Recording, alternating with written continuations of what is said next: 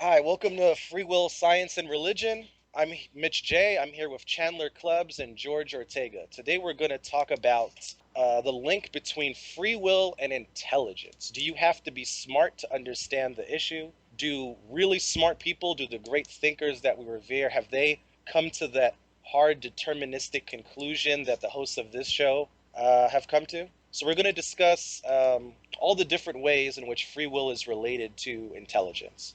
So, George, do you want to start? Because you said something really interesting in a Yeah, previous podcast. Yeah. I would start off by saying that this question is a very powerful, very simple one question intelligence test. Because there's several kinds of intelligences that people kind of like succeed in life with. One I think of probably the strongest perhaps is like social intelligence. In other words, people understand other people, they understand emotions and all, and that leads people to succeed. But the other two, I think, they're relative to this, are a lot of times our school system, our education system, is geared not toward understanding things, but toward remembering them and then being able to retrieve what we've learned and apply it in tests and apply it in certain circumstances and maybe then teach it. So, like, I have a feeling that most people who we deem intelligent are good at that skill, but that's a very, very different skill than basic logic. Because, this free will thing is about logic, it tests logic. So, I can't think of any stronger way that it's more simple, more powerful to differentiate truly logically intelligent people from people who are claiming to be intelligent, posing as intelligent and all, but they just maybe have like great memories, but aren't really that logically intelligent. I think it's a powerful test for that. Well, George, that begs the question then. So, is free will a difficult issue to understand? No, not no. I don't think so. I mean, like again, like we either free will. Things are either up to us. We decide what we do, or something that's not us decides makes us. Is making this decision for us. I don't think that's complicated. I'm not. I can't see the complication there. I don't. Well, yeah. So I remarked before the start of this podcast to George. I was saying that from my experience, when I discuss the issue of free will with people, I come across different types. There are many people who it takes a little while for them to understand the issue because it's a new thing that they haven't really thought about. Perhaps they've invoked free will their whole lives, or they don't usually invoke it, maybe once in a while, but they've never really thought about whether or not it's true. And so it's difficult for them to overcome their personal biases, or perhaps they are afraid of the consequences of living in a universe without free will. That's one issue. But another type of people another group of people that I've encountered are people who are constantly confusing free will with freedom, like political freedom, or in the past we've talked about voluntary versus involuntary actions. And despite my best efforts, I've had to give up because they've lacked an ability to understand the issue. So, George, if you say understanding free will is a good barometer of a person's intelligence, then I'm saying that seems to suggest that you have to be intelligent to get the idea. So maybe people who are not as intelligent can't Mitch, figure it out. absolutely. So in other words, like yes, there's levels of intelligence. If you can't even get the question, no, I don't think we can like rationally describe a person like that as intelligent. I actually had a friend of mine. He had a PhD in biblical studies. He could not understand the question. So the next level is like, all right, fine, you understand the question. The next level is you get it right. And the third level of intelligence in this, I think, is that not only do you get it right, but you understand the profound significance of getting it right to our entire world. Right. So just to be clear, we're on the same page. We're not saying this is a difficult issue to understand and smart people get it and stupid people don't. We're saying this issue is not as difficult as it really seems. There may be some people who can't get past a certain barrier, but the difficulty is not that high. What do you think, Chandler? Well, you know what I think is I think that the topic itself, the question of free will, is not in itself difficult, but a lot of people might be intelligent enough to understand it, but not necessarily intelligent enough to explain it to others. Interesting, interesting. Could you elaborate Wow. on that when you say it's not intelligent enough to explain it to others? Yeah. See, here's how I think about it. I think a lot of people they convolute it because I've read philosophical stuff on websites. I've read books that just goes on and on and on. And yet I don't have a clue what they're talking about. But then I come across somebody who like George Ortega, his two-step refutation just completely just sums it up so clearly that I can get it because I had read about the topic before but didn't understand it. And I just think that it has to be concise and just simple, very small, because most people when they're introduced to a new topic, they don't sit down and like for example, I didn't sit down and read The Origin of Species to learn about evolution. No, no, that's intimidating. Instead it was slow little pieces of information that just slowly hit me at one time, where I got a concept that I could understand in 1 or 2 minutes, and like, oh yeah, that's right, everything has a cause. And once you, because a lot of people don't even agree to that premise. So once you get that, and so that's how it worked for me, is I just, I had to get, oh yeah, there's these two ways, causality and acausality, and neither one makes it up to the person. So yeah, I get that now, but I didn't get it that quickly. I had to have it explained in a very simple way. But now that I understand it, it's easy to get. Interesting. Yeah, I mean, there are some people that I've encountered, I mean, well, a handful of people who, uh, at first they didn't understand the issue. Then after lengthy conversation, they got it, and eventually they even started to agree. So, so certainly from my own experience, I've seen that it is possible. When I say people, I don't mean like PhDs. I just mean ordinary people, but I guess relatively smart people. Maybe people who have gone to college or graduated from high school or something. But I do not want to suggest this is an elitist thing, that this is an academic thing, So, um, Chandler, clearly, one of the ways you picked up these pieces of information was because of the internet, right? There's this proliferation of information. So I was remarking off air about how some parallels between the new atheism movement and the investigation of the issue of free will, in that I think it's more digestible for people now more than ever. I think a lot of contemporary writers, such as George and Sam Harris and others, are making a concerted effort to say this is an important issue. It's not that difficult to understand. Here, allow me to try to convince you for a few moments. And that's like one of the goals that we all have, right?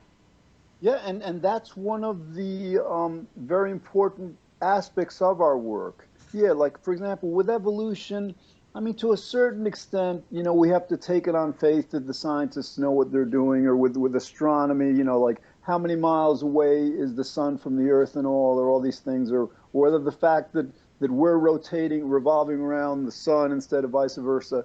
To a certain extent, these things are beyond the knowledge, the expertise of many of us. But this question does not in any manner fit under that category. This is a question that I'm guessing a second grader could understand, without any previous like knowledge of science, of education or of anything. And so it's important because like I think what we're finding is that like the people who are running this world, who we're looking up to as academics, as leaders of our intelligence, whatever, just to intelligence sector, they are just not very bright, and that's a bit concerning. I mean, Well, do you really think it's that they're not bright, or do you think it's the other issue, the fact that they have biases? They're other, it's not they don't understand it, but that they don't want it to be true. They're well, engaged in wishful thinking. Mitch, all right, I think I can even connect them because I think if they were brighter, then they would see the morality and the reason That's a good point. in overcoming their personal biases. That's a So, good. Well, maybe they're just there to, they're just not as prescient. They see they see the flag, but they don't see the finish line. They know it's a race. They get it. They understand it's a race, but they don't really understand what's the finish line. What I mean by that is that they haven't fully investigated the consequences. They have come to conclusions that are not necessarily true. Like you said, fatalism. So this is a common scenario that we've come across, right? You you're talking to someone about the issue of free will. You're arguing for determinism, and suddenly the listener becomes fatalistic. They say, "Well, oh no, if this is true, is life still meaningful? Should I do anything? Should I just kill myself?" I mean, just playing devil's advocate. How would you counter that, George? yeah. Well, again, like with fatalism, that's a bit more complex. In other words, you have to explain to them, wait a minute, fatalism very strongly implies that we know the future before it happens.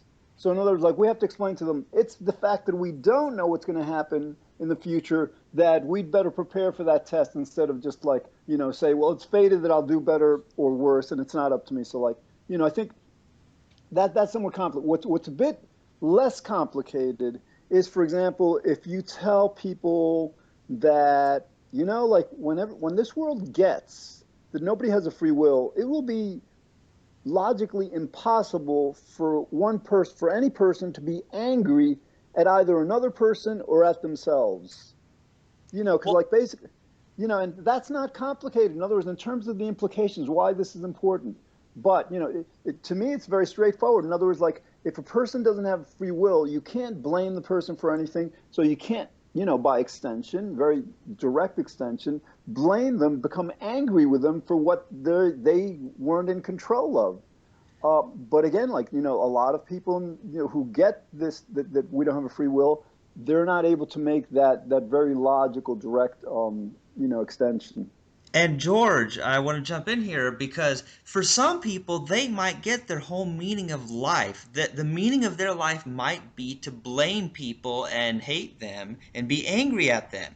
And so, in that case, if we take that away from them by telling them that nobody's fundamentally to blame, well, then we do deprive them of their meaning of life. Actually, Chandler, I think for more people, it's not about blaming people, it's about winning. We are like raised to be so competitive, whether it's siblings or our friends. We're raised to try to defeat our adversaries who are our peers, who are our, people around us. And so like for those of us who have succeeded, who get to positions unfortunately of power and influence and all and all that stuff, for them to acknowledge and admit, oh my God, this was just luck. I'm not really any fundamentally any better. I'm just a little, more lucky. That's a powerful blow to their very conditioned ego. It's like, so yeah, it's very difficult in that sense. You're right, George. There's this idea of competition that drives everything. For a lot of people, it's that way with sports. And my mom often complains about when people turn music into a competition. But people are so competitive, but the very idea of taking pride or feeling like a failure or a loser, depending on how you do, that requires the belief that it was up to you. It requires free will belief. So we're saying competition will go down without this free will belief. Absolutely. Yeah. So Mitch, what do you think? yeah, well, yeah, I'm in agreement. Hmm. So let's link this back to the original topic for a moment. Okay, so we're saying free will. This issue, as George remarked, it's a second grade level issue. In other words, it shouldn't be too. It's an approachable topic. It's an important topic, and we should be optimistic in the sense that people with the right influences will come to that understanding. However, it seems that some people, due to human biases or due to I don't know if it's really intelligence or not. For the issue is they can't figure out the consequences. The consequences of understanding the deterministic nature of reality. So what let's talk about that. What are the consequences of looking at looking at reality in that way, in cause and effect, in terms of causality? Maybe you guys could give some personal insight or something. Yeah, Well, go ahead, Chandler. yeah. Well, for one thing, the idea of feeling that you are either a winner or a loser is completely, out the window because you realize it really wasn't up to you in any way where you were born, what you were taught, what you believed, whether you were attractive, whether you were single or married, whatever. All these different things that people they tend to look at these systems of reward and punishment to measure the worth of people. But I think that worldview is based on an illusion. It's that, well, you are a good person if you make lots of money or if you drive a nice car. But then, as soon as we realize these things aren't up to us, well, then it means a restructuring of society. It means changing old traditions and habits and Well, let me interject for 1 second. So Chandler, it seems obvious to us. Why isn't Daniel Dennett convinced? Why does Daniel Dennett, a famous philosopher, new atheist, famous writer, okay, why is he so afraid of a world where people recognize that free will is an illusion, a world without free will? Why can't he come to the same conclusion you're coming to?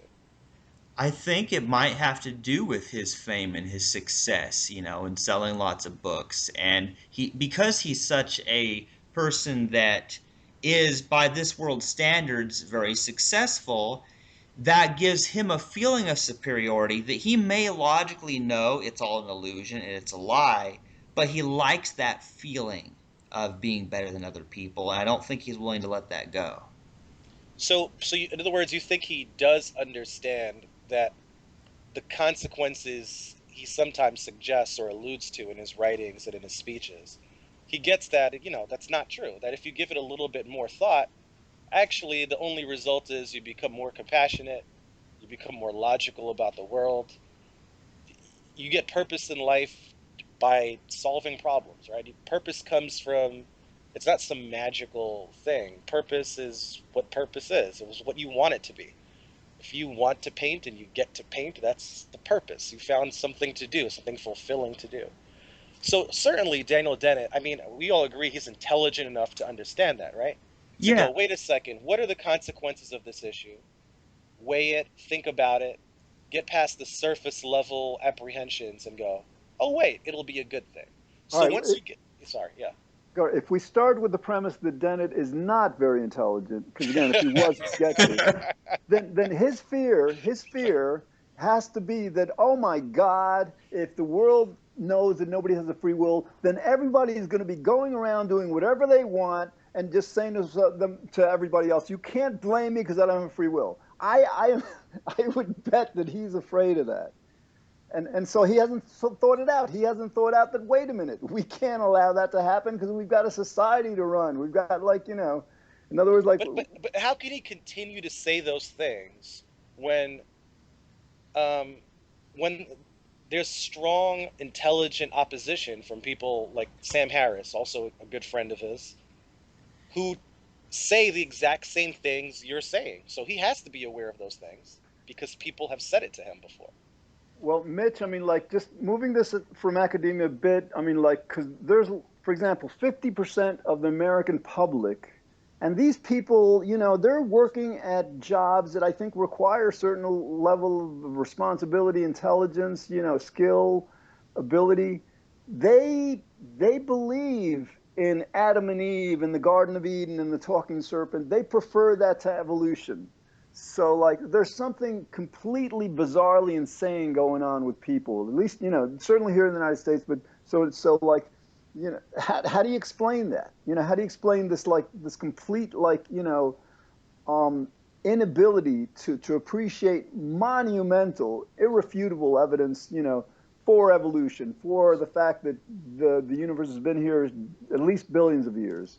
I mean, it's, again, I guess, like, people who are less intelligent are more prone to have their biases, basically hijack their reasoning. Well, That's this is that.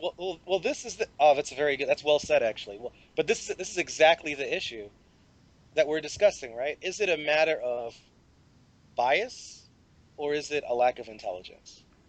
Again, but I think I would answer both. In other words, like, It's the both. more intelligent a person is, I think the more able that person would be to overcome their personal biases. That's actually, like, to be a scientist is to, like, be able to do that, to just, like, base one's conclusions on objective evidence rather than on what we want to believe. Yeah. Yeah, and this is very interesting because I think, yeah, it is both, but I would say that I lean more towards the idea that a lot of people that don't act very intelligent are actually highly intelligent, but they have emotional biases towards thinking a certain way and what it will cost them personally if they admit a certain thing to themselves or others. So I think that's the kind of thing we're dealing with. But Chandler, I'm not sure we could call them highly intelligent, because I think a highly intelligent person might, reach the conclusion that, yeah, we might suffer individually. Let's say we're earning, several $100 million a year, under a no free will paradigm, we may not be able to, like, justify that much. But I think a highly intelligent person would, very strongly and clearly understand that the world in general, for everyone as well as for the person, would be so much more pleasant, so much more wonderful, without this belief in free will. Yeah. I mean, it does seem to me that if they truly, yeah, I think you're right, George, because if they truly understood the implications of it, and that without blame, there can't be all this war and suicide based on depression, and that it will lead to a better world, you would think if they understood that, then not only would that would help calm their emotions. That would help dispel their fears that they might have, allowing them to overcome them. Absolutely. Now, Mitch, all right, so, like, a lot of times you advocate for the least amount of punishment necessary, or perhaps even for no punishment.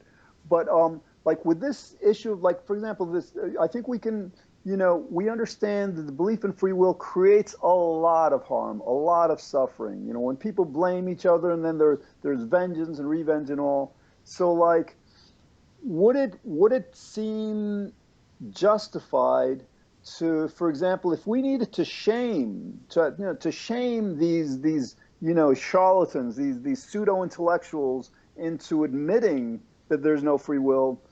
Would that be the lesser of two evils, or do you think we should, like, maintain the high road of, like, just basically not blaming them for being so immature, so unintelligent, and just, like, find ways of reaching them that that don't involve any kind of, like, I expense on their think part? I think if we are going to do something, if something is worth doing, if people are worth it, if humankind is worth it, if we care about the propagation of humanity, then we must live to certain ideals. Because if we don't ascribe to ideals, then clearly, logically, we are not worthy of continuing.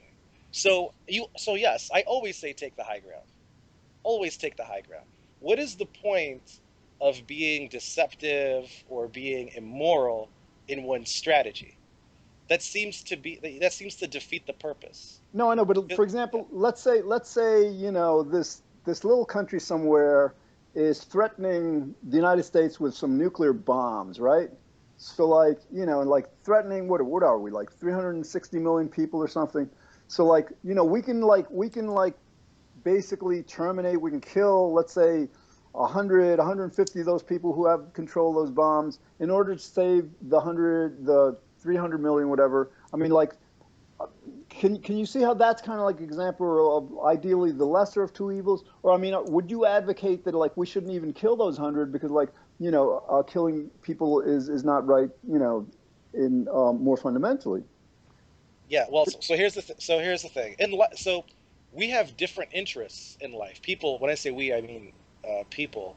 There are different reasons for why we do things, right? Morality is a dogma. Morality always comes down to an argument from authority. Religious people say this is wrong because God says it's wrong. People who are not religious, they have to create a framework, whether they're deontologists, which I usually would link myself to, or consequentialists, or they're interested in virtue ethics, whatever. You have to create some framework. At some point, it's axiomatic. You just say something. You say, I know pain and suffering is horrible. Therefore, that's my starting point for what bad is. I know it's the most insufferable thing in the world. It's a bad thing. So all bad things are linked to pain and suffering. We move in that direction, it's bad. We move away from it, it's good. So yeah, getting back on track here. If I want to enlighten people to this topic, if I want to convince those people who are biased, or as George has posited, perhaps not as intelligent as they seem, the strategy that I want to employ is persuasion, niceness, positivity. I want to empower them. I don't want to shame people. I want to convert them. I want to open their eyes, and I want them to help champion this cause. That's my desire, and I think that is an idealistic way for people to live their lives, moving in that positive direction, away from pain and suffering. And if we're not doing that, if at any time we are not doing that, we're engaged in behavior that's not there, then we lose all meaning. I agree with what Mitch was saying there because, see, here's the deal. I certainly don't feel that it would be right to shame people. Yeah, because even if it might accomplish some good, which I can't be sure of, I feel like to blame or shame people in any way and make them feel bad, while it might change them in some ways. I feel that in doing so, I would be acting like a free will believer, and that would be dishonest or something, if that makes sense. All right, but again, we have this issue of like the lesser of two evils. In other words, like for example, I just went through cataract surgery. It was relatively painless. I was like, it was really, amazing. But let's say it would have been open heart surgery, whereas like, I have something wrong with my heart or something, and they have to cut me open, a pretty big incision in my freaking chest. And that's going to be that's got to be painful. Like then I'm on morphine, all this stuff. So in other words, like this whole procedure basically creates, is afflicting me. I mean, cutting me open and all, in order to save my life, in order to give me actually more pleasure in the future and all. So if we apply this principle, I mean, in other words, like we might take the high road and not shame people, but then it might take, let's say, 75 years for people to get this. And Then like, let it take 75 years. but yeah, but then we're not really concerned with the suffering of people. We're concerned with this amorphous principle of morality that you just suggested is difficult to actually even describe. Yeah, okay, so I mean, I don't want to dwell on this too much, but it is kind of so for any listeners who are there, the issue here is it's a matter of strategy now. So if people can't overcome their biases, or if they're not intelligent enough to honestly investigate free will and come to the conclusion that determinism is true and free will is an illusion, or free will is incoherent, is shaming some of these more public figures, at least, is that the lesser of two evils? Is that certainly a negative tactic, but maybe a very strategic and effective strategy? So my stance on this is, I am not a consequentialist. It's like the point is to make people better. And we should always try our best not to do negative things. So just by admitting that there is another option, that we don't have to shame them, clearly we shouldn't. It's that simple to me. All right, I definitely know. I believe in like in other words, like if I can save a lot of people from suffering by inflicting just a little pain on even those people, I would prefer to do that for their benefit. We're over 30 minutes, but you know what, guys? I think we might want to cover this more in depth in a future podcast. Right. Sounds good. Okay, Mitch, you want to end it? You want to? Yeah, so this was Free Will, Science, and Religion with George Ortega, Chandler Klebs, and Mitch J. We talked about various connections between free will and intelligence, and we came up with some optimistic conclusions. So you should be optimistic. You guys can figure this out, and it's an important issue, and it's worth investigating.